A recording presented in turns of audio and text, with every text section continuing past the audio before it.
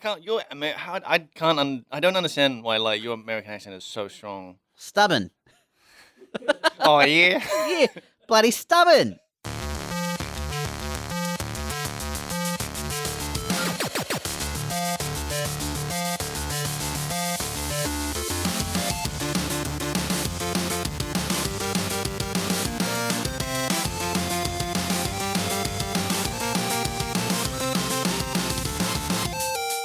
Hey, welcome to episode 100 of Front Seat Gamer. That's right, guys. We made it to episode 100. We're actually probably several episodes past that if you include all of our weird special episodes. I think technically we're like 110. 100. I'm Nick. I'm here with Blake. Hey, Nick. And Saveun. Hey. How's it feel to make it to the century, guys? Feels good. Yeah, I didn't think we'd make it. No, you thought you'd die before that? Yep. Yeah, you do lead a pretty unhealthy lifestyle. So Yep. That makes sense. Remember we got to episode like 7, and I was like, oh boy, Ooh. this is what are we in for? You guys been playing stuff? Yep. Yeah, Have you been playing stuff? I've sort of, in a sense. Have you been idly tapping on a phone? I have. Oh shit. I've been playing an idle game. It's an early release called Idle Wasteland, I think. Okay. You know, I don't know if you remember, but I think the last time we did a podcast, which was like 3 weeks ago. Yeah. I had been playing a lot of Blades. Yep. And I don't think I really played anything after that. Like I don't think I played any more Blades after that. Oh, okay. Oh, Because- I thought Blades had turned you so far off mobile games. Like I'm done with this. It kind of had. I was getting really Yeah? frustrated with that because, I mean, we covered it in the last episode. Yep. It's just like the number of ways they try and nickel and dime you. The weird design decisions they were making. The like lack of connection to Elder Scrolls as a series. Mm. And like the mechanics of it and the things that made Elder Scrolls good was just getting to me, making me sad. Where was it set? Like, what time period was it set in? Did it even have one? Yes, I don't know the exact time period, Yeah. but it is I think shortly after the events or during the events of Skyrim. Okay. Because I'm pretty sure it's in like a city bordering Skyrim. Did they ever talk about? Oh, there's this Dragonborn guy over there that's like really, You know, I don't remember. really throwing cheese wheels around. He's pickpocketing a lot of people. Yep.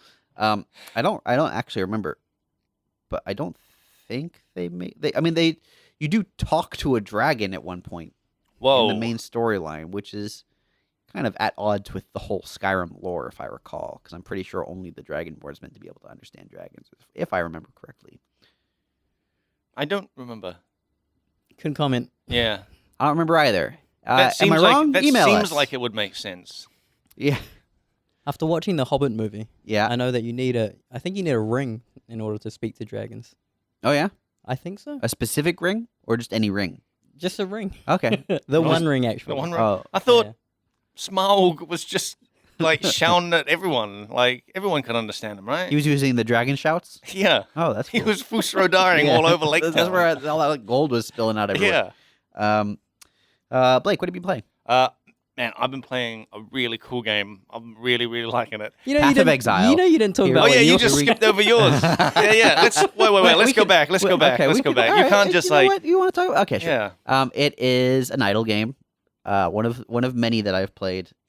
This one's quite addictive, and it does. It's interesting because it's got like 5 different stats to level up, and Yep. each of them prestiges on its own like timer, basically. So like, you can like focus on any one of them, or you can do all 5 of them, and then like you reset them individually. hmm And then they've got like 2 different skill trees, and they've got like so many different methods of upgrading things that it's quite. I enjoy it because there's a lot of potential tactical depth in terms of how you advance your progress, which is really what an idle game is about. It's how quickly can you advance.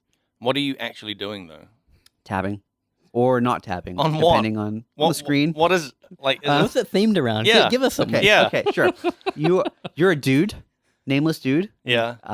and you are running up a road, which is that's all just handled automatically. Okay. Yeah. And every few meters, there's a monster that you smack with a stick, and the rate of you smacking them with the stick is determined by Does it what- auto smack? It does auto smack. But you can speed it up by tapping, Okay. or through the numerous upgrades. Do the there's- monsters ever smack back? They do, but you can't. It's interesting. The smacking back is it stuns you. Yeah. It doesn't hurt you. It slows down your running. Yes, it slows your progress. Yeah. So it's all about just speeding up that progress. Yeah. So it's like Sonic. Sure. Yeah. Yeah. Okay. It's like yeah.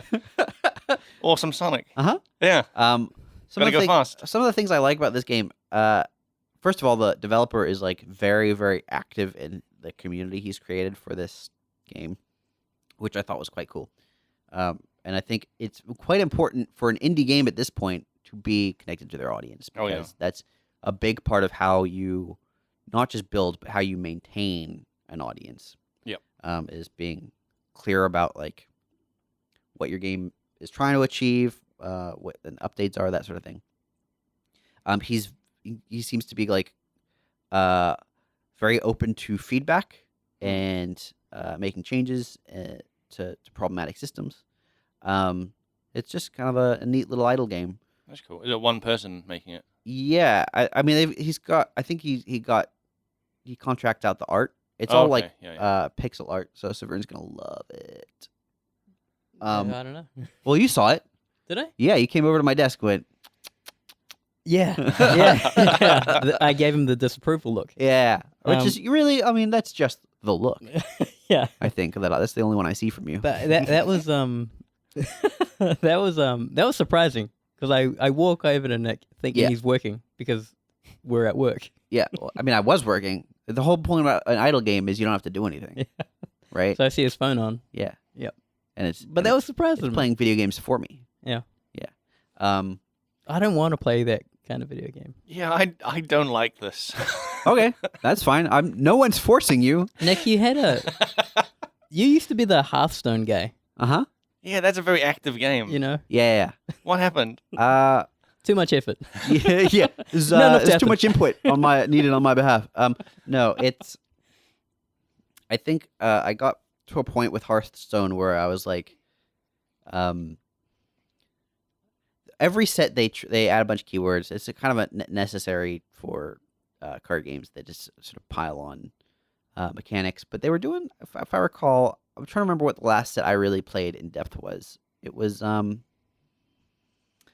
maybe the Haunted Woods, like the Witchwoods. The Witchwoods Yeah, I think it one. was. Yeah. Yeah.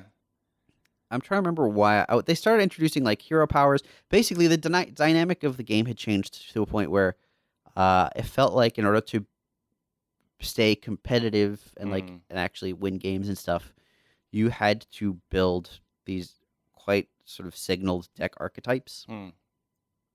And I don't mind deck archetypes for sealed. Like that's where like the card pool is limited. Yep. Like That's your draft, right? yeah, Is that what you're talking drafting. about? Yeah. That sort of thing. But I think for constructed, I want to see more out of the box, like quirkiness, and also I hate combo decks. And I think Yeah. at the time I was playing, there was just a lot of combo decks. Combo decks are where like your opponent is basically playing solitaire until they compile all of the cards they need in their hand to win. Yeah. And I've talked to people at work about combo decks. Hrishi, who's one of the game designers, and Carl, who's another like a designer producer. Yep. We've had him on the podcast before. Yep. They both love their combo decks, which is fair. Hmm. It can be fun to play, but I find it unfun to play against. So I was just like kind of over it, burning out. And also, I had started playing the Elder Scrolls card game, Yeah. which had some cool mechanics that I hadn't really played with before, like the idea of lanes and like things that affect those lanes. And they also just had some.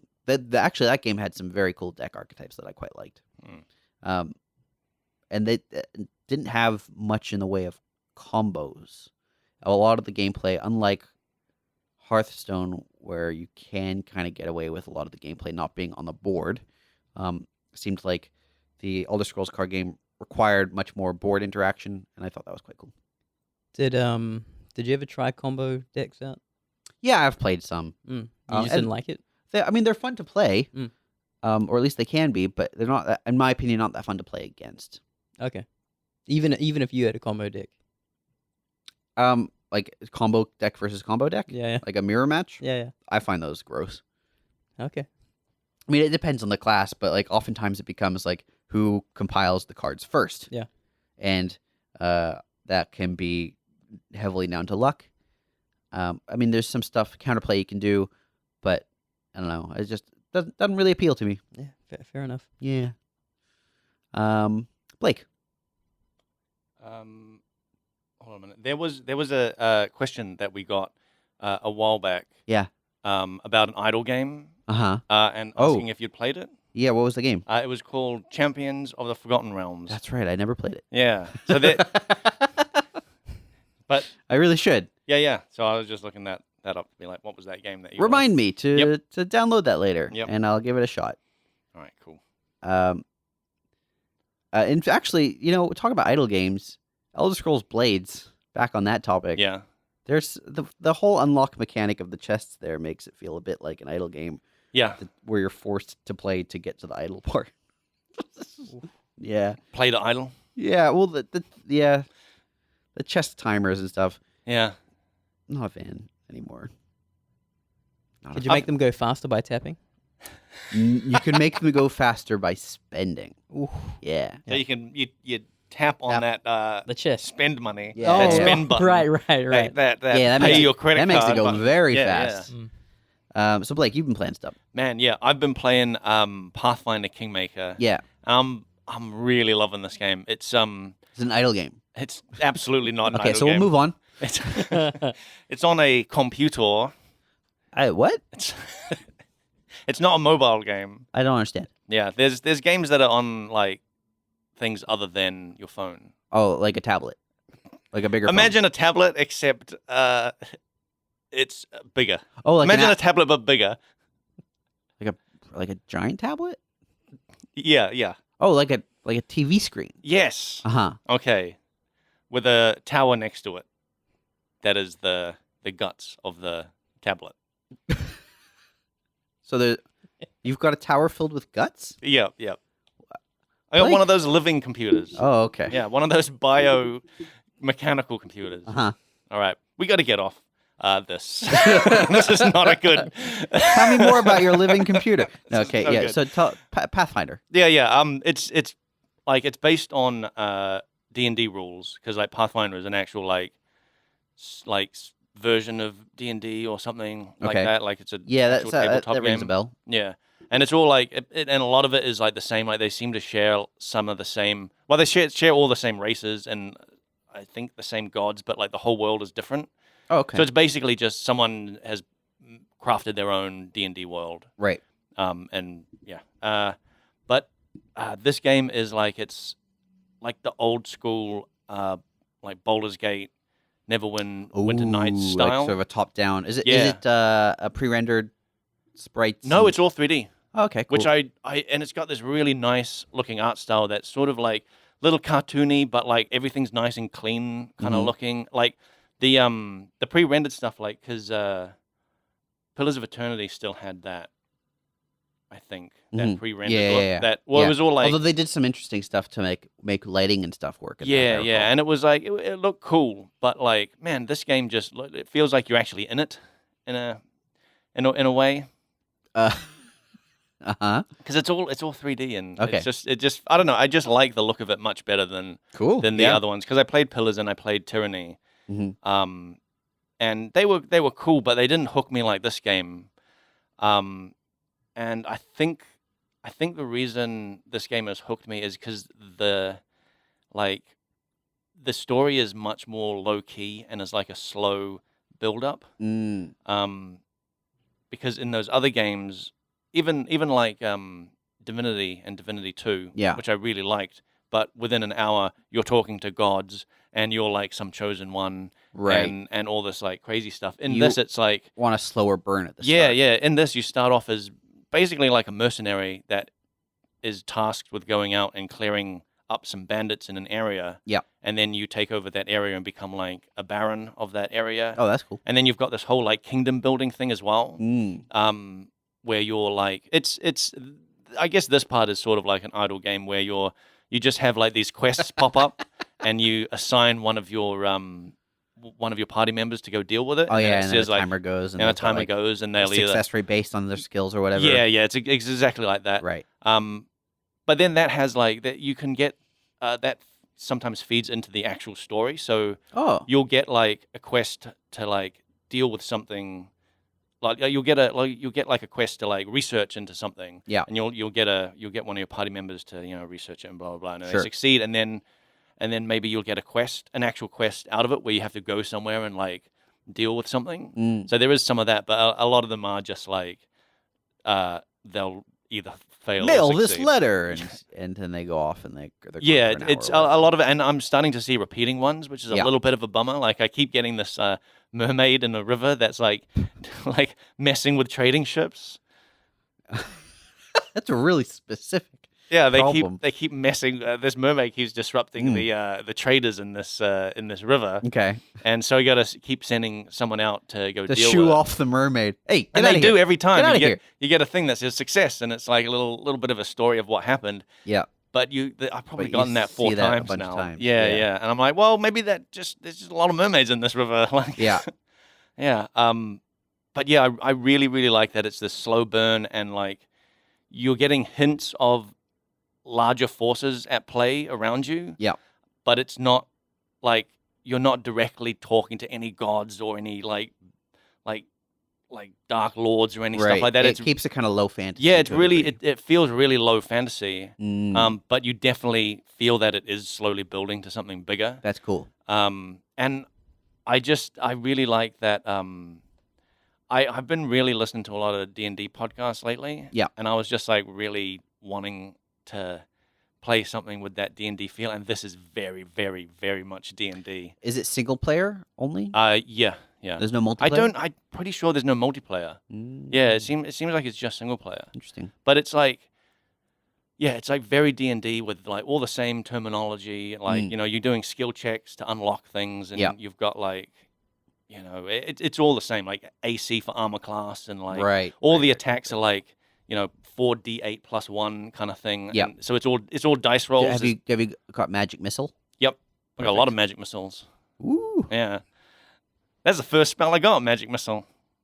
It is a level 1 spell, if I recall. Yeah, yeah. And because like I know a little more about D&D now, like I'm definitely enjoying it a lot more, because when I played Baldur's Gate, and even when I played Neverwinter Nights, I didn't really understand D&D. Right. And Baldur's Gate, I stopped playing because I just didn't get it. I couldn't like deal with it, because I went from playing like Diablo II Yes. to playing Baldur's Gate, and they look similar They on the do. surface. Yeah, and you'd be yeah. like, okay, so I'll just keep clicking on this monster. Yeah. And well, how come it's not killing it? yeah, and it's just like you have to really look after your party Yeah. as well. Like, And you have to talk to people. yeah, you have to talk to people, and like in Diablo, you're just spamming health potions a lot. Yeah. Like in this, like health potions are a little bit of a limited resource, Mm. so you got to like be careful with them, and they don't heal as much, and like healing spells aren't that like big. It's Right. like you really gotta like gear up your characters in specific ways for specific roles. Mm.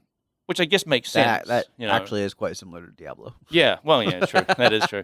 But yeah, I've got like my tank characters that Yeah. like I put heaps of like armor on them, so their AC is like way higher, and now they're up front. Yep. And like my spellcasters at the back, and like it's tactical like that. And then if I get into a situation where the enemies are attacking the tanks only, and my spellcasters are firing, then it's great.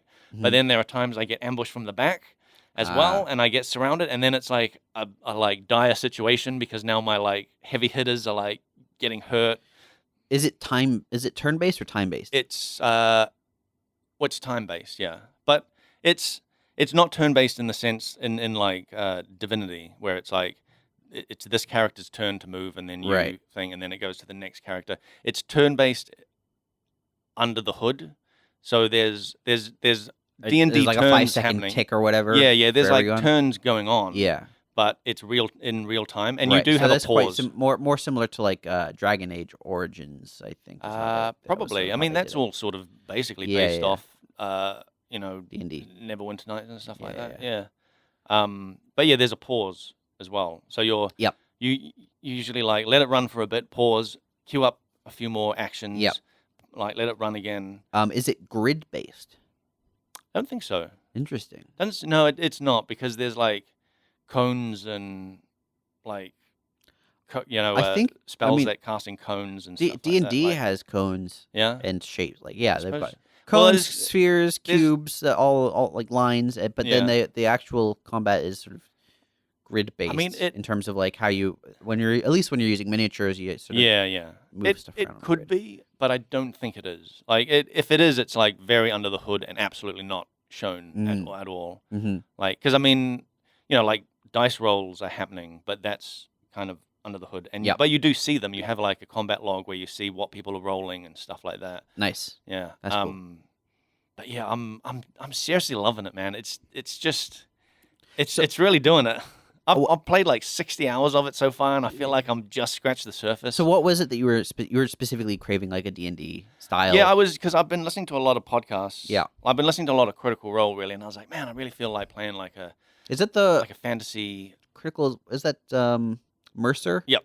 Okay. Yeah, and all the voice actors and stuff. Yeah. Yep. Yeah, and I was like, man, I feel like playing like a good sort of like fantasy game. And I'd played like Tyranny, but like, I don't know, something about that I didn't get into as much. Why do you think that is? I don't know why. I think like a lot of the appeal of this Pathfinder game is like the art style and just the low stakes of it. Like, I kind of just wanted something where I was adventuring around and finding like a town and like having a few quests in a town. Right. Feeling like you're just a person in the world rather than the and chosen one. Yeah, and slowly building yourself up. Yeah. And like Pillars of Eternity, you're very quickly like some sort of chosen one. Yeah. Like within an hour, you're like a chosen Right. one. And Divinity is the same. Like, you're a chosen one in that. And Tyranny is like, you're not a chosen one. You're part of, like, you're just one sort of cog in this empire, like an empire kind of thing. But you are like quite high up in the ranks. It's interesting because this is you might hate this, but this kind of links back to idle games because Oh boy. what you're describing is like what you're seeking out is a sense of progression. Yeah. And a sense of like going from like a newbie weakling, like just average Joe, to this all powerful sorcerer or whatever. Yeah. Like but there is a clear and gradual progression. Yeah. Right. And it all sort of makes logical sense, and that is very much what idle games. Like that's their gameplay loop. Is starting at like nothing. I've seen the ads. Level 1, guy in rags. Level 10, guy with some armor. Some of those ads are so. The game I've been playing has like this is one of the things I actually really like about it. A lot of games will force you to do watch ads for various things, and this game is no different. However, they have this like meta progression for the ads. Where every time you watch an ad, you get an ad point, and there's like things you unlock a certain threshold for ad points. Oh god! Like it's clever in the way that they have made everything a metric for progression. Right. They've got tasks. Yeah. Where like it'll be like cast 80 spells, and it gets you a task token, and task tokens can be spent for upgrades and can be used as crafting materials and all these. It's just lots of interconnected. Anyway, but really what I'm getting at is you start out doing like 1 to 2 damage or whatever it is, and over the course of your game, that thing you get more and more powerful until you do the prestige thing and you start again in one of these aspects, and you realize just how far you have progressed. And I think that's something that a lot of games fail at, is that sense of progression. Yeah. And that is, I think, to me, what you're describing is exactly that failure, where you were looking for a game where you would have a sense of progression, and a lot of these games undercut it with the narrative. Yeah, I know. Well, it's almost like they want you to, they want to like power fantasy, I think, and so they make you the chosen one, like very quickly, even though you're so low level that like some bandits are killing you. Right. You know? It's like if Neo was, Neo's told, "Oh, you're the chosen one," but then like just gets like having a tough time with like just a regular person. Right. You know. Yeah. You're the chosen one, and then he like gets into a scuffle at the bar. Yeah. And dies. And just like gets glassed in the bar and has died, and is just like, you were the chosen one. I do like idle games for that, where it's boiled down.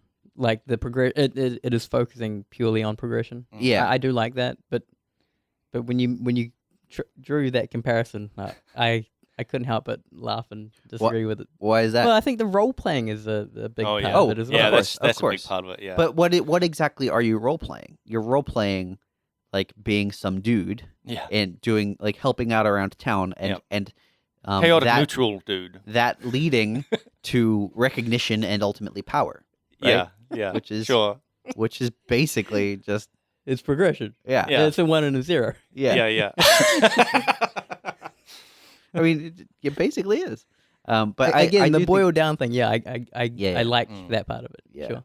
But I do think it is interesting how the narrative can actually undermine that. Yeah. So that's quite a Now Saveun, Yo, you've been playing some stuff too. I have been playing some stuff. What have you been playing? I've been playing, Ashen. But we don't need to talk about Ashen. How much further are you? Because I haven't. Last time we talked about Ashen, we realized we were at the same spot. Yeah. So I got past that thing. Yeah. And I'm not going to tell you how I got past it. You ran past. Just ran. I can't. Hey, I couldn't tell you. That's my plan. Next time I go playing. I got to the castle. There's a bad guy there. Yeah. I've got to kill him. Yeah. And he is just. I think I've versed him maybe 5, 6 times. Is he a boss? Yeah. He's. Man. I think he's the final boss. Whoa. So I keep dying to this guy. There's not as many bosses as I thought there'd be in this game. Yeah. Yeah. That would be 3. Yeah. That second boss was surprisingly easy. Did you? Yeah, I thought so too. Yeah. I killed him first time. Yeah, same. I didn't even know I was damaging it, and then it was dead. And I was like, all right, I did it. I don't know how. Does that feel disappointing? In a way, because it was a pretty epic battle, but like I didn't feel like I was damaging it much. Yeah. And then I get in a few hits and then roll around and stuff, and then suddenly it's dead. And I was like, I must have. Do you feel they done mispitched something to the difficulty there?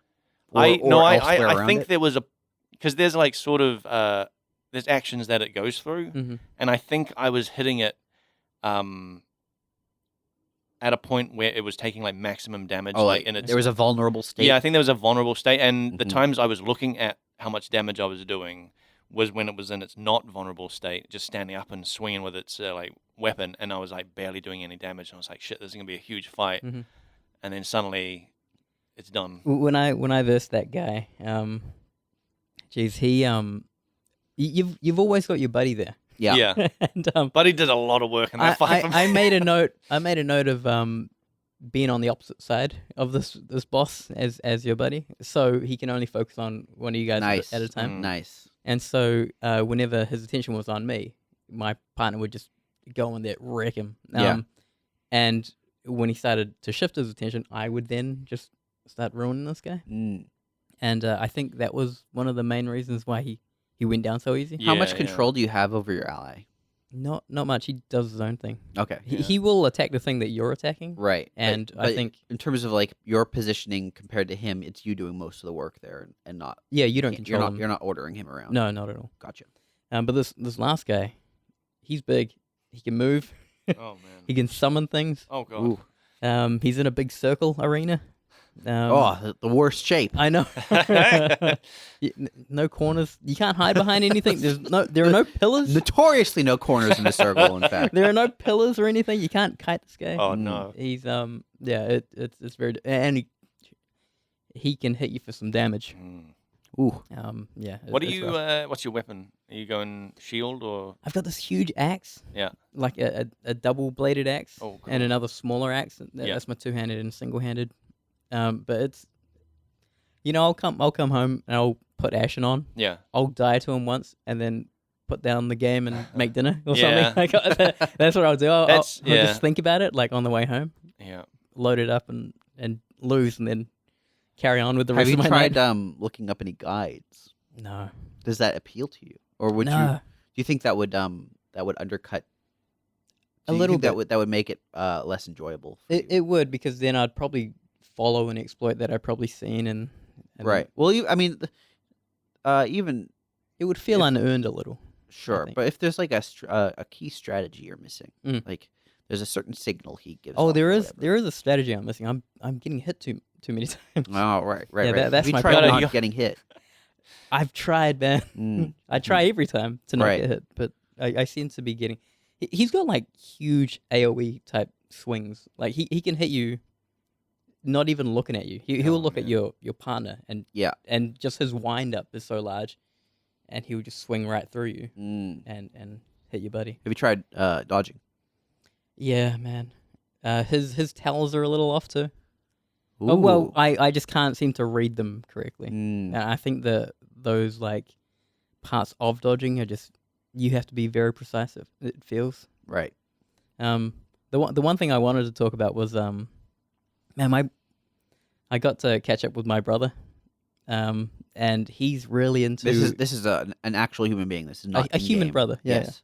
This is not your in Ashen, in Ashen, no. brother. Ashen brother. No. Yeah. In real life, Yeah. got to catch up with my brother, and he's really big into Anthem.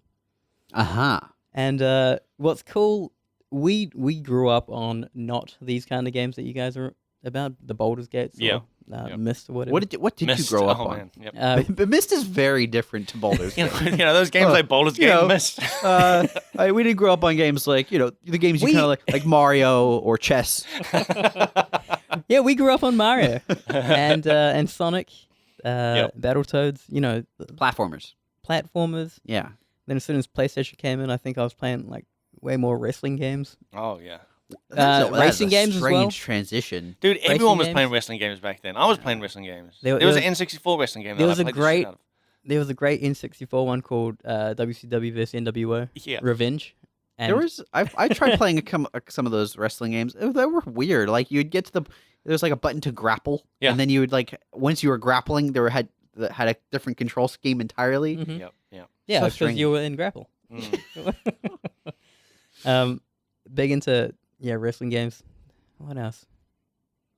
And then Grand Theft Auto came in. Oh, and that was Yeah. It was all action kind of. Yeah, games. yeah. So not much role playing basically. No, not at all. You didn't play any? Did you play any Crash Bandicoot and stuff? No, No. no, not Crash. You know what? Neither did I. I was like Mario 64, and that was kind of it. I mean, in all Like, I didn't fairness, Mario really- 64 is like one of the finest Yeah, platformers. yeah. Of Oh all yeah, time. we got into Zelda, Ocarina of Time, Ooh. of course. Beautiful game. I'm just trying to think of other games. I mean, Zelda is an RPG. Yep. Playing of Zelda. Yeah. Yeah. So, I'm but just- now I'm just he's trying to playing. say- He's playing Anthem now, He's playing which Anthem. I would argue it. I mean, maybe not. I mean, it is different to Zelda because there's guns and stuff. Mm. But in terms of like No ending. no ending, Anthem has no ending. Oh. I think like the grind is real. Mm. Like an idle game. Oh god. Oh, So yeah, I Anthem is guess like an idle game. it's like an idle game. This is going to be your thing, Nick. Is like every game we mention. Like Skyrim. Yeah. So I like Mist. Oh, like an idle Like game. an idle game. Except that you have to do things and they're puzzles. Yeah. But essentially, when you boil it down, it's basically an idle game. Because you solve the puzzle and you get progression. Yeah. Like an idle game. So I made these like realizations about grindy games Yeah. when I joined Grindy and started working on Path of Exile. Uh-huh. Just about like grind and mechanics around that, balance and all this kind of thing. Yep. He hadn't been exposed to that kind of thing Sure. until Anthem came around, Uh-huh. and it was cool talking to him. And I think a lot of the conversations centered around balance and that kind of thing. In what way? He would describe encounters that he was getting into, Yeah. and how he'd overcome these encounters, Mm. or just ways that I think a designer put together the item system in Anthem. Yeah. There was I've heard a lot of criticisms of it, actually. yeah, there was one he described where you can have a weapon Yeah. or armor, and the idea was you you attach armor and it would average your stats, and that would be your stats. Uh-huh. But if you had like an awesome, I guess, helmet or gun, Yeah. and just didn't equip anything because it wasn't averaging any values, Yeah. you had legendary stats basically. Huh. Yeah, so I think I know what you're talking about, Mm. because I'd heard something similar. Basically, as I understood it, to make sure that encounters stayed challenging, they would take your gear level functionally into account when determining what enemies, like the amount of damage and life enemies had. Mm. And so the actual optimal way to play Anthem was to ditch all of your items and use your starter weapon. Yeah. Wow. Because the scaling was harsher like than your progression. Yeah. So like you would get better items, and the monsters would get stronger than the items got better. Yeah, and so we were talking about these things, and Yeah. it was cool because we would just talk about like ways to go about dealing with this, and he read a lot of these things as bugs, and I was Mm. like, no, my interpretation was someone thought about this, and this is how they would have implemented it, Yes, and I very much stood like and firm on that. and not a good implementation. Yeah. I mean, it's not. That's not what you want in a game about hunting items. Is for your items to make you worse. Yeah. There was also another situation where apparently, so you go into a party. Yeah. And this is their way to try and handle all right, me and Blake are level 10 or whatever. Uh-huh. Then Nick comes in and he's just starting a new account. Yeah. So, and- but and I'm we already wanna level play- 30 because I'm better. And we want to play together, right? And what they do is they scale Nick up, Mm-hmm. right? Yeah. To Sure. match us. Yeah. And in our encounters we can all like do similar damage, that kind of thing. Yeah. It's It's interesting that they scale up rather than scale down. Yeah, I just thought any scaling was off. And Well, I that mean, you I think there's a sort of few don't wanna games do it. that sort of do that. Path of Exile does that. Oh yeah? Yeah, we scale Yeah. down though. Okay. And the reason is, if you're a high level character and your friend is new to the game, the things we want to avoid are like you enter the zone with your friend, and now your friend is not getting any experience because Mhm. you're super high level. Yeah. Or alternatively, you're not having any fun because you're super high level. Yeah. So we scale your stats down, Mm-hmm. or I think technically what we actually do is we scale the damage you take up Okay. and the damage you deal down. And then we don't penalize experience as much, if at all. I thought so. After talking to my brother, he was like, the scaling up was bad because then you could run in everything. Your gear was scaled up, like on that new guy. So it turns out Yeah. you could have entirely new guys Yeah, doing ridiculous amounts of damage because Right. they were scaled up and their and they have weapons, the starter gear, And- which yeah, is and apparently they're- better. they're like not unique. They're common weapons. Yeah. Were actually doing more damage Yeah, than your legendary. It's Oh, it's wow. it's super. I've only heard very silly decisions from the way they have handled itemization and progression of that game. They've also done, as I understand it, items. So, for example, in Path of Exile, Mm. you get a weapon, and you're using an axe. You're not going to get spell damage mods on a rare axe because a rare axe, an axe is a strength based weapon. It doesn't really make sense for it to have like Mhm. spell damage mods on it, whatever. In Anthem, you can get mods on items that do nothing. Okay, a better example is if you have like an energy shield body armor, Yeah. like a savant's robe, Right. for example, it's not gonna roll increased armor. Right. It can roll increased energy shield. Yeah. Yeah. As I understand it, in Anthem, that's not the case. They You can get- dilute the mod pool by putting in mods that have no function on items. So wait, does that mean you can just get mods for anything on anything? I don't know exactly, but I do know that you can get mods that do not function on some items because they just don't have the base attributes to like built into the item or whatever. where we have mods that are sort of there to dilute the mod pool. Oftentimes, it's just low tiers of mods. Like you can always get every tier of mod, regardless of what level. Like once you're level 80 or whatever, you can still get mods that appear on level 1 items, and that makes it slower to progress as you get higher.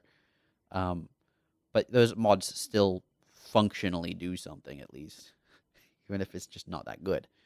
Whereas this is like, this weapon that can't deal poison damage has increased poison damage. Yeah. I And you're think, like, yeah, okay, no, I'm cool. I was trying to remember. I remember hearing about like a flamethrower or something that had increased cold damage. Right.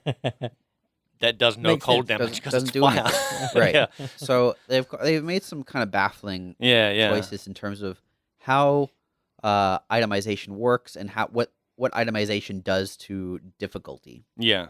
Just very I'm surprised to hear about the scaling that we do, because after talking with my brother about it, I was like, it makes way more sense to just have you guys who would put effort into this game to be at a higher level, or the level that you earned, and have this other person that you're hand holding or right playing weaker. with just remain that level. Yeah, I don't think scaling in my head, it doesn't make sense to do any kind of scaling. Ours is optional, if I recall, and it's Okay. I might be mistaken, but I think it is optional. But the intent is, if we didn't penalize experience for high level characters helping low level characters, the optimal way to play Path of Exile would be get your level 80 friend to run you through every zone, right? Because they can kill things just oftentimes by walking near them. Oh, you're talking about the way experiences yes. now? Yeah. Right. Okay. And so But then that's kind of a flaw on the way XP is dealt, right? what do you mean? If I just have to be close to a battle to Yeah. then earn XP, does that kind of mean the way XP is then distributed is off? Then maybe you want to do a different way. Would your argument be, oh, you need to be involved in the combat for that? It makes more sense to me. Certainly. What if you're playing a support character? Oh, that's a good question. I'm not sure. Or what if your character, for whatever reason, is just moving a little slowly? Maybe you just missed the battle. You were looting. Yeah. I think you shouldn't be penalized for looting. There is a range, isn't there? There is a range. Yes, Yeah. it's fairly generous. Because I remember when I was playing with friends, one of my mates was like always trailing behind, just like looting like random chests all over the place, and Yeah. another mate was always yelling at him that he's gonna like lose out on XP. Yeah. When you say support character, what do they do? There's a bunch of different styles. Moral support. Yeah. Yes, Come on, guys. That can be one of them. Yeah. I mean, someone who's got a bunch of auras to buff allies, or But then that means you're involved because you're doing something. Yeah, right? in that case, sure. Yeah. But what if your aura doesn't actually enhance their damage? Well, if it enhances them, and then they damage something, then it's fine. What if the enhancement is irrelevant? So, for example, what if your aura is Purity of Fire, which increases Yeah. fire resistance, and Yeah. the enemies aren't dealing any fire damage? I think that's fine. yeah. You should still be benefited? Yeah. Okay, so then what's... I went mean, the other the other way? You shouldn't. Well, I mean, you're doing something Right, so then... because you don't. I don't think. Well, although maybe you do just You- end up the problem standing is- there doing nothing, and Yeah. just like everyone around you fighting, and you're just like, yep. I mean, that's what colors do, right? Or like, so there are groups for whom there is a party member whose sole job it is to get the killing blow. Right. And the reason that is because when they kill the monster drops loot of a higher rarity and more right. loot, right? Yeah. Because of the way they've built their character. Yeah. And so they are not involved in the combat until like the very end, Mm. and they may only deal one hit. Yeah. And they have like a culling strike gem, so Yep. that one hit kills the thing. Mm. But if we said, okay, you have to in some way be affecting party members Yeah. in order for you to benefit from like experience or whatever, you can easily game that system. You Yeah. put on a level 1 clarity, Yeah. right, and it reserves 16 mana or 61 mana, whatever it Yeah. is, like some small token amount of mana. They your allies get like 1 mana regeneration per second or whatever it is, and now you're getting experience at no cost, and you're still doing nothing. So, why force people into that when you just say, okay, you you're saying if it ain't broke, don't fix it. Well, it's more like don't encourage behavior that is going to feel bad for people who don't engage in it. So the solution we have is, you get experience for being nearby, but if your ally is super high level, then that experience is penalized. But then we recently, like I think it was a few patches ago, we added this scaling system so that your experience isn't penalized, and your allies, your high level allies, take significantly more damage and deal significantly less damage. They're still probably above the curve in terms of where you are, so they're still probably stronger than you, but the difference isn't so great. I think my friends have only ever used it to like catch up or play with people that they've got ahead of. Yeah, because like they'll often there's like 1 or 2 friends that'll like just blast ahead of everyone. And then if there is no sort of scaling, then they're just sort of they're just going to run everyone through, and it's no fun being carried like that. So at least if they group up, it's somewhat challenging. The first time I ever played Diablo II was with someone who had played Diablo II tons. Yeah. And they knew all of the quests inside out. Yeah. I don't like it. I don't like getting carried through like that. Yeah, basically what I was doing was running through empty areas, following a trail of corpses. Trying to just keep up. And so it was not like the most favorable way to play D2. So we want people to like have a good time. And so scaling is one way to handle that. But I think Destiny does a similar scaling thing. A lot of games do. Yeah, like City of Heroes was like one of the earliest games to scale party members up and down. But you have to be careful with that sort of thing, because scaling a new player up can still leave them like feeling underpowered. They might not even have enough skills to really do much. I think that was the issue with City of Heroes, for example. Right. And also they're skipping ahead of all this content so that they lose that sense of progression. But on the flip side, scaling someone down, you get the new player not necessarily still doing much. It's a tricky thing to balance. Have you guys followed some of their Anthem news? Not really. Yeah, not recently. What's the latest? It was funny talking to my brother. He was saying that they were really stingy on like legendary items. And then they patched in happened to, I could be misquoting too, but they happened to just introduce like a thing where legendaries dropped way more often. All right. And people were like really playing it for 10-hour stretches and stuff, just trying to get like legendaries, and then they undid that. I think it was a bug or something, if I recall. Right, okay. They accidentally overbuffed stuff. Yeah, this sounds familiar. Well, people were very upset when they changed it back. Yeah. And they should be. Really though? Upset? Yeah. Well, no, I guess not. If it was a bug and unintended. I mean, even if it was intended, but they realized they made a mistake, would you still feel the same way that they shouldn't touch it?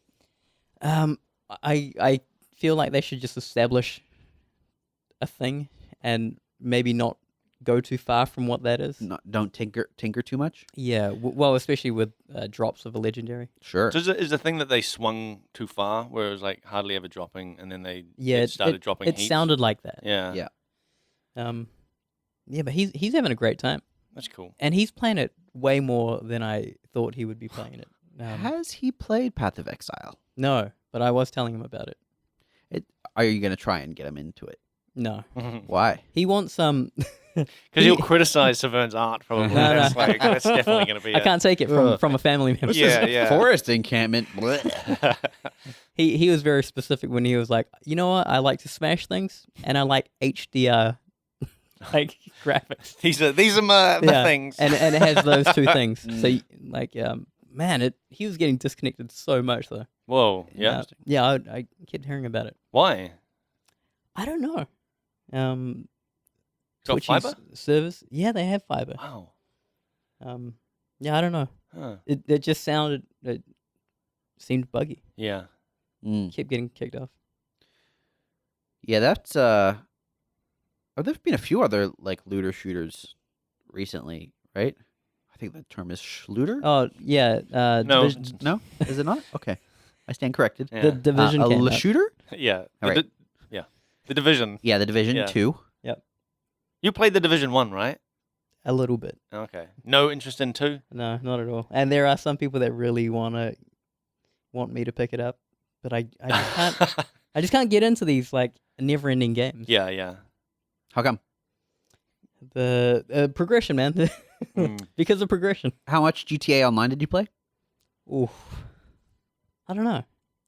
Did you set goals for yourself in GTA Online? Yeah, though? what's the It was end mainly- of GTA Online? It was like? mainly hanging out. Yeah, I see Yeah. what you're saying. But they had good content too. But like, if all your I- friends are there, that's how a lot of people play World of Warcraft. Is like it's just Goodness. basically a chat site. Yes, Yeah. actually, yeah. It's like an idle game. World of Warcraft is so easy.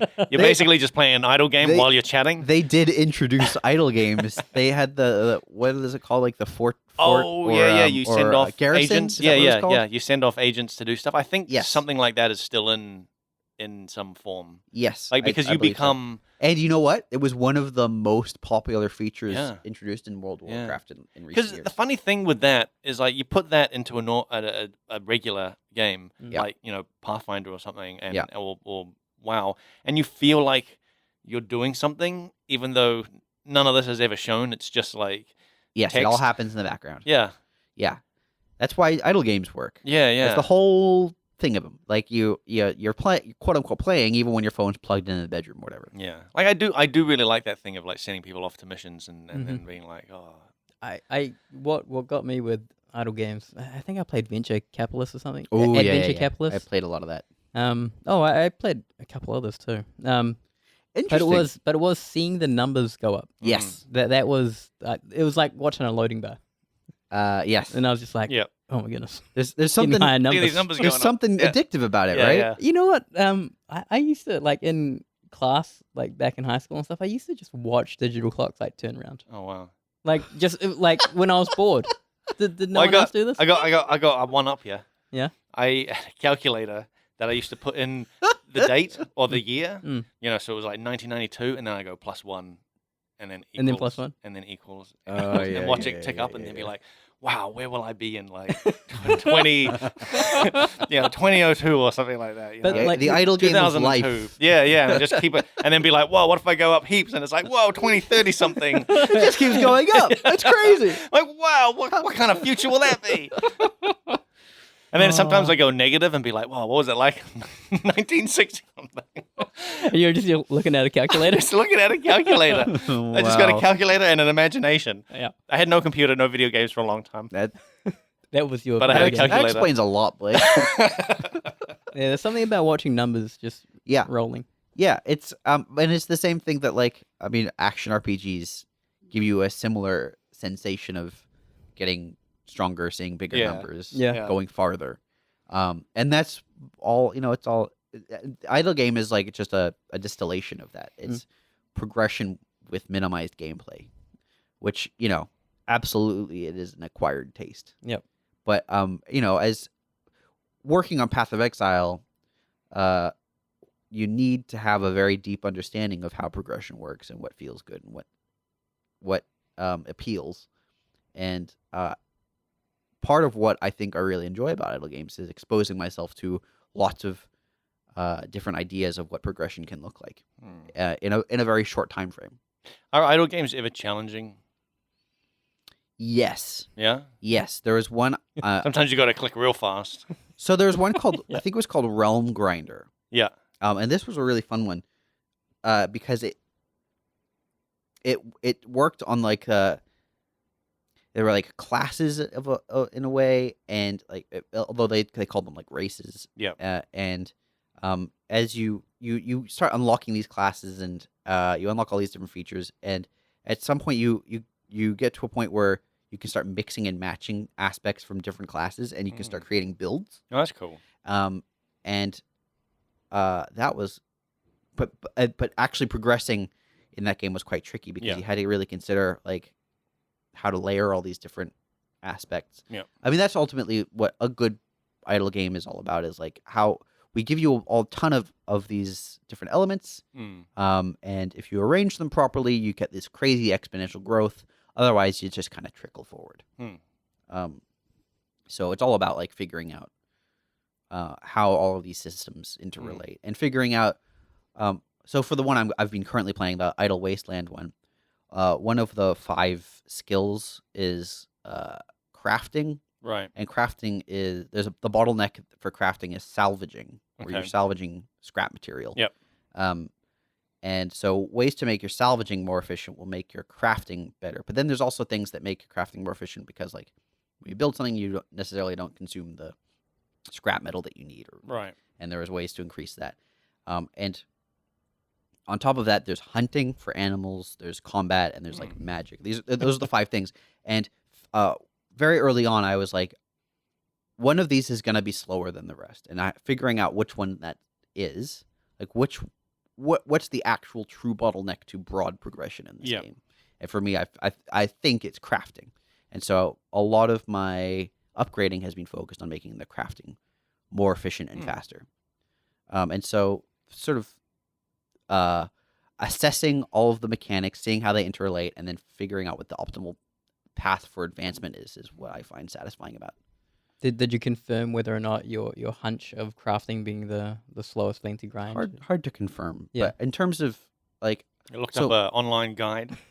there are online guides. Of course there are. The Realm Grinder game I mentioned earlier has so many guides because there's a significant amount of depth. Oh man, I think I've seen, because I do look for mobile games, and I think I've seen Realm Grinder on there. But the fact that it's like it has grinding in the title makes me go, nah. I mean, I'm not grinding. You work on Path of Exile. You work at a company called Grinding Gear Games. I know. Yeah, but this. You know? But our game is fun. That's the difference. And I mean, Rogue Grinder is pretty fun. I quite liked that one. Well, what I don't like is it's pretty much it's linear progression. Yeah. No. You're always going up. Does it ever go back down?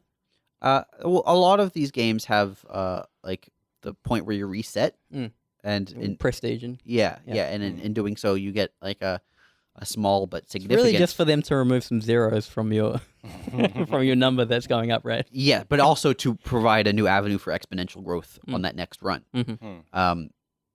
So Realm Grinder, for example, I remember it would take if you're like playing it kind of actively, it might take you half an hour to an hour to get your first prestige or whatever. And what a lot of these games, what they'll do is they'll push the next prestige further back. So you'll take like an hour to get to this specific threshold. You prestige. Now it takes half an hour to get to that specific threshold, but it's still like a total hour to get to the next prestige. And you get to a point where it's like, what took you an hour the very first time you played happens in a fraction of a second. On the 50th prestige or whatever. And so there's something kind of exciting about that exponential growth. Yeah, well, I like games with gameplay sometimes. But also like. So how come you play Red Dead? Some of the oh man, that's got so much gameplay. Yeah, it was a cheap and lame shot. The like lulls of a game, like those moments of like.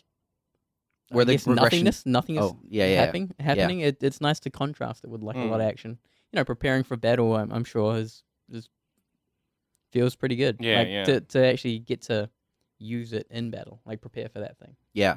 Because I definitely know I'm getting that in Ashen.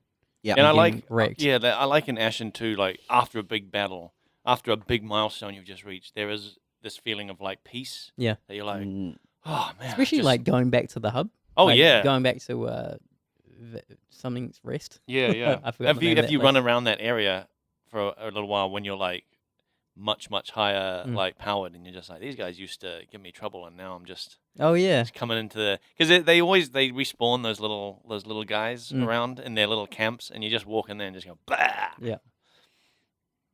Hey, those same people are throwing spears at you from like the bushes, and you're just like, Yeah. I used to. I was mainly talking about seeing like your village. Oh like, yeah, grow. yeah. Oh, the actual progression. Yeah, Yeah, yeah, yeah. I was thinking of like character progression and like Oh, going back and fighting the like low level people. There is that. I Yeah, don't yeah. even mess with those guys. I'm so high level. Every once in a while I'll go out and be like, Yeah. let's see how strong I am. I Just remember feel these like guys. Sauron. That, Yeah, in that yeah. Opening shot. It's like these guys used to give me trouble and now they're nothing. But yeah, that town being built up is really a cool thing Yeah. in that game. What do you think about town building I think as a concept? Because a lot of games have elements of that now. yeah. And the reason I bring this up is because Blades, a significant portion. Yeah. I mean, the main metric for progression in Blades is really, your town. Yeah. You level up, but your level, I don't even think it really unlocks anything, if I recall correctly. You get like some bonuses, Yeah. but most of the content is gated behind the level of the town. Okay.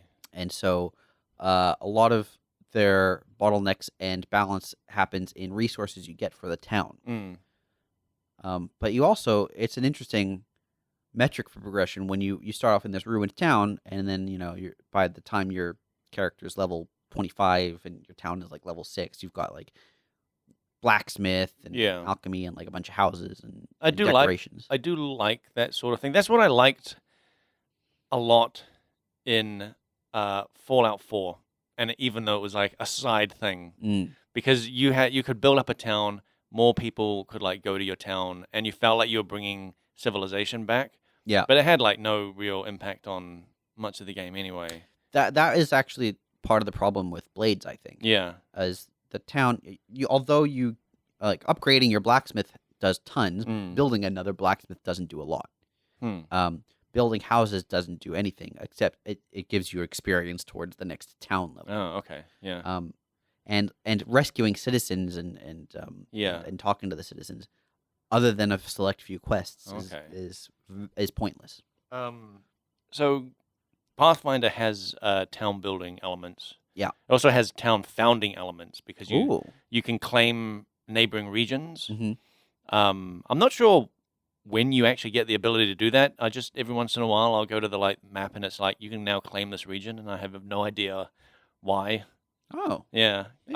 Well, what's your status in Pathfinder? Are you just a villager? No, well, you start off as like a mercenary guy that's just been invited by this like lord person in a neighboring city. Lord person in a neighboring city to go and clear out some like troublesome bandits in this area and sort of claim this place as a new barony. I see. So you start off just as like an adventurer basically, and then you become like the ruler of this town and then this region, and it's called Kingmaker. So I'm assuming you're gonna end up being a king, or you'll make a king. Or you make a king. Maybe you are the king. Yeah, maybe that's the thing. Maybe is there crafting? Do you slowly work your way up to building a king? There's no crafting. There's no crafting. Disappointing. But you do like there is like a town building part where you are picking from a list of buildings and placing them down on squares, and they have like buffs of like if this is adjacent to this type of building, you get extra things. That's so there's cool. bit of actually like the arrangement of the town. Yeah. So there's a lot of puzzling going on to try to get the best, the most optimal. So that thing. Do you remember? We were playing Stellaris in the office for a while, and planets had adjacency bonuses. Yeah, that's right. Yeah, and I always quite liked that. Yeah. Wait, did they orbit as well? No, this was on the planet. No, this is on a planet. It was just on a grid. Yeah. And you just had ones that had like bonuses to things next to it. It would just make other adjacent things more efficient to produce extra stuff. And all those buildings, they add to your sort of overall realm, like economy and stability, and because there's a whole bunch of realm stats. Like, there's economy, there's like loyalty, so how loyal your people are. There's like divinity and all these things that I might have to pick this up. It sounds like it appeals to me. It's pretty great. I really love it. And what's cool is that like there are you'll have like events where someone like one of your citizens comes to you and asks you for something. And you have a list of options of what to do with them. And depending on what you pick, you might actually unlock a specialized building for that person. Like there was this one part where this dwarf guy came up to me. He's seeking an audience. You're having like this like the citizens come to you and you're sitting on your throne thing, and they come to you with grievances and that sort of thing. And this guy was like, this dwarf was like, you're on my ancestral homeland, blah blah blah, and I want like I want something from you. And you could either like tell him to go away, or there's a few other options. And then one of the options is just like, all right, ask him what he wants, and he's like, I want my own blacksmithing like shop. I want you to build a blacksmithing shop for me. And I was like, this sounds like it will actually benefit my whole like city. So I did that, and he's like, this you go into like the town building thing, put down his like blacksmith shop. It takes a while to build, like there's days that it will take, but then once that's done, he'll like craft specialized armor for you, and like he gives you like a little side quest to be like, find these like ancestral bits of armor that have been like scattered around, and if you get them, I'll build this like crazy dragon armor thing for you. That sounds awesome. Yeah, so like these things like feed back into the like the buildings can feed back into the actual game. Nice. Yeah. That sounds great. That All is right. cool. I like that part of being a king. Yeah, Because it sounds like you don't need to do much like legwork. Yeah. You know what I mean? You said that like I like that as a king. I like that part of being a king. But you know how you hear about these games and you're like, yeah, I'm a king, but I go around killing bandits still. Right. Yeah. And you're like, what? Yeah, that's a fair point. Well, we're almost out of time, but we've got 3 different comments or questions. They're comments about Criticisms, I think. criticisms. Okay, about Lunch Eat Flavor, the hit. Hit new show spin-off of Front Seat Gamer. Yeah, I'll just read these out. This is from Vavan, one of our regular writers and listeners. Says, for Nick, so we really like watching cooking reality TV shows and been binging The Final Table on Netflix. There's a couple of New Zealand chefs on it, and one of them is Monique Fiso, Maori and Samoan chef. Her restaurant is Hiakai, and it's, am I pronouncing that right? Probably not. Probably not. Hiakai? I don't have it in front of me. I don't know. Blake, is it Hiakai or Hiakai? Kai means food. I know that. Cool. And it's in Wellington. Yep. If he remembers right. It seems really cool. The way she uses traditional cooking methods might be fun to do another food episode there. It would be fun to do that there. However, Wellington is like 6 hours south. 5 out 4. It's like an 8-hour drive. Yeah, it's like an 8-hour drive. It's only a 1-hour flight though. Yep. So maybe we'll do a road trip someday to eat there. But that sounds good. This is from... What if we ate our way down the country? I mean, that's a dream, We did a right? giant, like... We just stopped at, like, places to eat. And then... that sounds like amazing to me. Sounds like a lot of effort, too. It does sound like... But like a weekend. Probably more than a weekend, yeah, right? I think so, probably. Yeah, if we're stopping at every, Stopping at literally every single place? Yeah. I've done some driving, and you don't want to like pull over and get food. Like, it's not nice places. Too often? Well, it's just not nice places, you know. Oh. They're not like... They've got to be nice They're not places. like 5-star. This could be a... You know what I mean? Have you ever watched, what's it called? The Trip with Steve Coogan and... I know guy. I know what you're talking yeah, about. and they just go around Italy. Yeah, I think I watched a couple episodes of it. Yeah, that's pretty great. But they go into super fancy places. That's true. That are like all booked out. And, What are you like, thinking? it's all planned. Are you thinking Lunch Eat Flavor should be us? The street just going to version. Is this gas a station? Street edition. Is this a touring show? Is this what we're gonna? Is this where we start touring? New Taking it to Zealand? the road? Yeah, take it on the road. Yeah. This is from Taking the show on the road. at Sonish Boo says, this episode was insane. Blake eating everything separately, Nick wanting to eat penguins, they probably taste like chicken, and berries not actually being berries, bakeries not being bakeries, New Zealand pizza sucking. Great episode. Mm-hmm. Thanks. And lastly, this is from Fuwasan. As a native non-English speaker, I find the pronunciation of all these foods fascinating. Couscous was really surprising to hear in English. I gotta know how you pronounce couscous in your native tongue. Please let us know right now. You can email frontseatquestions@gmail.com. to let us know how you Email pronounce us couscous. a audio file. Yes, please. How do you guys pronounce quinoa? Have you heard of this? Yeah, quinoa. Is it quinoa? Yeah, quinoa. Yeah, I've heard people pronounce that various Quinoa? ways. Yeah, quinoa. Yeah, that's wrong. Is that It's how quinoa. it's spelt? I Yeah. think so. Yeah. I think we're pretty much out of time. Yep. So, thank you so much for listening to episode 100. Clearly, best episode ever. Best Here's- 100th episode ever. that we've ever done for Yep. sure. Here's to 7 more. You can tweet at us at FrenzyCast if you want to just say hi, get in contact with us. Facebook.com/FrenzyCast is another way to get in contact with us. We often answer messages on there. FrenzyGamer.wordpress.com is our WordPress site. YouTube.com/FrenzyCast is our YouTube page. Feel free to drop us a comment on there. Subscribe, because that's nice. Twitch.tv/FrontSeaCast. Have you guys been twitching? I haven't twitched. No, not I recently. can't because No. my bitrate. No recent twitching, No. I'm gonna get back on there, but Saveun's going to get back on there. and I'm doing art stuff. And he's doing our Yeah. stuff. Mhm. We're also on You should Spotify. you should finish Ashen on there. I don't Just know, be man. hitting your face against Because that. no, boss. the frustration, man. I What- can't. That's what, What if- people want to see. But maybe Twitch chat will help you out. Yeah, they say hit that guy. Give you tips. Hit him, Nah, dodge. What No, tips? no, I'll probably be doing art stuff, guys. All right. I'm gonna save Oh, you frustration from you there. you didn't say anything about your project. Oh yeah. How's your project going? It's going well. I was killing myself trying to get. You guys may have seen like the lip sync test that I did. Yep. Yeah. So that was just in Maya, and now I'm trying to get that working in Unreal. Hmm. And I thought exporting in FBX would work. Yeah. Turns out it didn't. Hmm. And so the past 2 weeks was me trying to figure out what was broken. And Did I- you figure it out? yeah, I did. It was Was it a tick box? no, dude. I had to remake blend shapes. Oh, Oh, was man. it a slider? Well, it was where the sliders were Oh. because Maya has a dumb thing where you can make different blend shapes, which are like groups Yeah. for a mesh, Right. and then you can add targets for these blend shapes.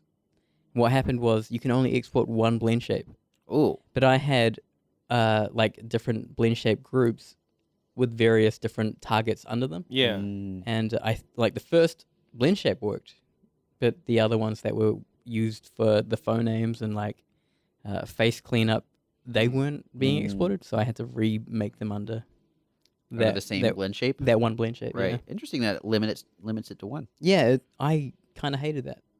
Fair enough. Yeah. I can Is see that why. just FBX that limits it to one? Like, what are you I think exporting it as? yeah, I'm using FBX, Okay. and yeah, it just broke. Like I would do the thing where I'd export it and then try just re-import it back into Maya and Mhm. see what broke. Huh. And that's the technical talk for this episode. Mm-hmm. And we'll be back in a couple weeks probably. Yep. For Next week will be our Pilot. pilot episode. That we're doing it next week. Yep. Dropping it it's- next week. Yep, dropping it next week. Okay. Dropping Yeah. like it's hot next week. You're gonna hear the worst episode of Frontier Gamer think ever. so? I don't know. Nah, it's definitely not the worst. There's no echo. It's us. It's That's us crowded impressive. around one mic. Yeah, that's true. Yep. Back when we were recording on my laptop Yeah, we were recording on your laptop. through Audacity. Yeah. There's it- about 15 minutes of us discussing what we're going to call the podcast. Yeah, no name. Yep. And we landed on this name of all Well, names. I don't think we did. It was It was pre-alpha. No. it was pre-alpha at the time. Oh man, You remember that? Yeah. We hadn't even thought of Front Seat Gamer. we probably never should have. I remember suggesting like backseat gamer, Mm. and Nick was like, "But we're developers. We're like in the driving seat. We should be in the front seat." Mm. And that's how. I deeply regret it. It was good. And we'll be Well, back. it's better than Gamer Ghoulies that you wanted. No, it wasn't. It was Feature creeps, right? yeah, feature creeps. yeah, that's what it was. Gamer Ghoulies? What the hell? Gamer ghoulies. What? Is that something you were hanging on to? I thought that's what it. I thought, yeah. Feature creeps. We gamer ghoulies. But I remember you. Yeah, feature creeps is a great name. Creeps. Yeah. I still love it. And we'll be back next week with that, and the week after that with a normal, probably episode of this Fronty Gamer. Gamer We'll Ghoulies. see you then. Love you. Bye.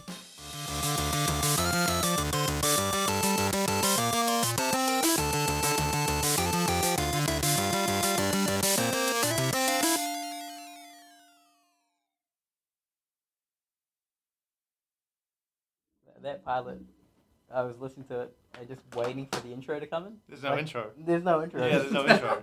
I was just waiting for the cut-in. Yeah. Well, do you remember because you did the first couple, Yeah. and you had that other like roll-free intro? Yeah, I Dun, still, dun, yeah, dun, I dun, still dun, like dun, that. I still fucking I should like chuck that in. I'll chuck that in. Be like dun dun dun dun. Yeah. Pretty great. The funny thing is, I've listened to podcasts on the Australasian Gaming Podcast And Network, they have that? and they have that exact same thing. So I'm so glad that we changed it. Well, ours is custom, really. Like you can't get it anywhere. Someone's asked us.